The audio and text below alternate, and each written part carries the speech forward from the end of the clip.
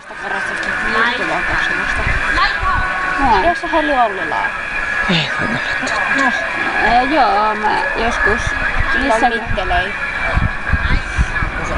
Niin, sen saksanpaimen koiran kanssa oli silloin kerran, mä täältä Kokosesta, kun mä olin katsomassa. Niin silloin 2 hevosta. Jaa. Ja mä käyn siellä sit kesällä. Mä kai pienenä tyttönä ratsastin monta vuottakin. No, mä ratsastasin, jos meillä on rahaa. Niin se on kallis harrastaa.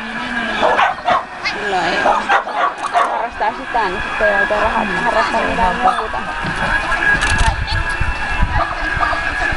Kyllä laki, jos joustaa.